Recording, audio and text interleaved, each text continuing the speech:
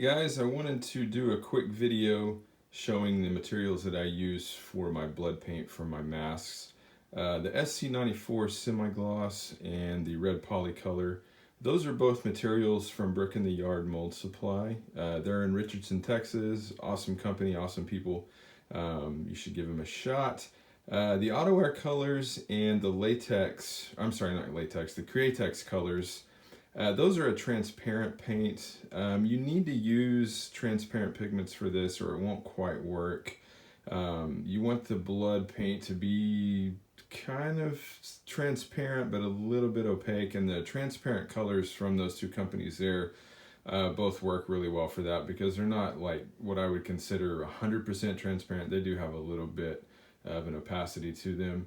So you guys are going to want to use a transparent pigment of some kind, and it needs to be water-based.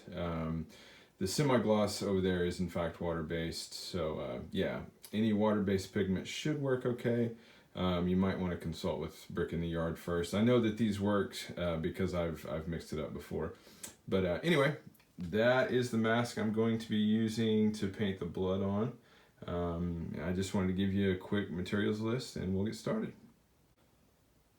Alright guys, I'm going to mix up about 8 ounces of this blood paint. So I'm not going to fill the container that I'm using to measure it out in to the 8 ounce mark.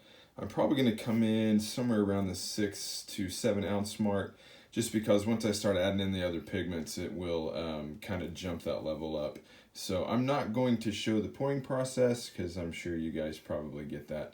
But I'll get it poured in there and then I'll show you the pigment process in just a second. Alright, so I've got the SC94 in there. As you can see, it's not quite up to the 7 ounce mark. I'm going to go ahead and add the pigment. Now, this pigment that you use here, it goes a long ways. A little bit goes a long way. So I'm just going to do it kind of by the drop at first, and just kind of see. Whoa, there was a little bit of static there. That was kind of cool. So I just put in a few drops. I'm going to go and grab my mixer and I will come right back. Alright, so I've got my handy dandy little battery operated paint mixer here. So I'm going to try to film this and not make a mess. I'm using my phone, so bear with me. Actually, you know what? I may not do this with the phone. Let me see how this goes. Yeah, it's not too bad. So as you can see, just the few little drops of pigment that I put in there it's really concentrated pigment. So just kind of go slow at first and just do it a little bit at a time. Like I said, a little bit goes a long ways and it doesn't take too much. So I'm going to get this mixed and I will return. Alright, now you can see that the Semi-Gloss that was kind of milky is now red. I did end up adding a few more drops of the Polycolor just to get it to a red I liked. And I did end up going to like a mixing stick instead of the battery operated mixer. I just wasn't getting a good result. But you can see it's pretty red, but it still does have some translucency. You can kind of see the grains of the popsicle stick there. So I am going to add in the brown first and kind of get it to the 10 I like. And then I am going to add the blue just to bring the shade down a bit. So we'll shoot that next. All right, guys, I'm going to add the Createx transparent light brown. Again, you need to use transparent colors when you do this.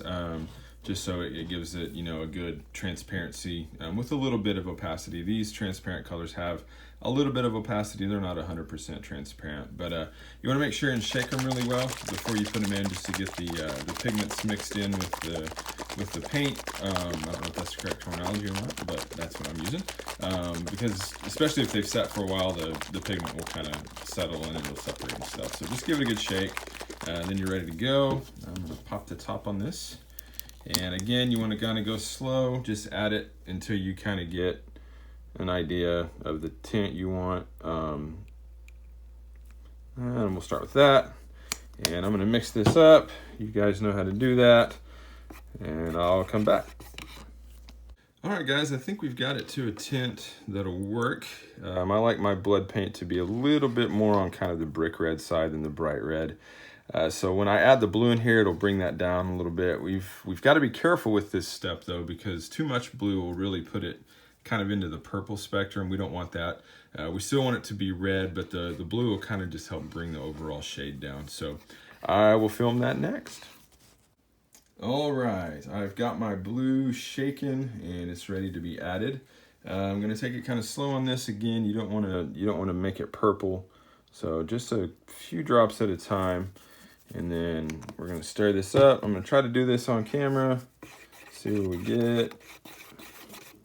It's kind of hard to see.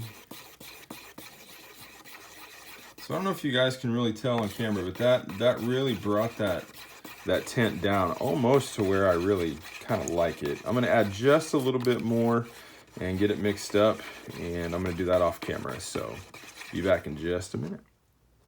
All right, so I think I've got it pretty close to where I want it. I'm gonna do a little test strip on this piece of scrap latex, and I'm just using a cheap craft brush. You can buy these at Hobby Lobby, or I think Walmart even has them.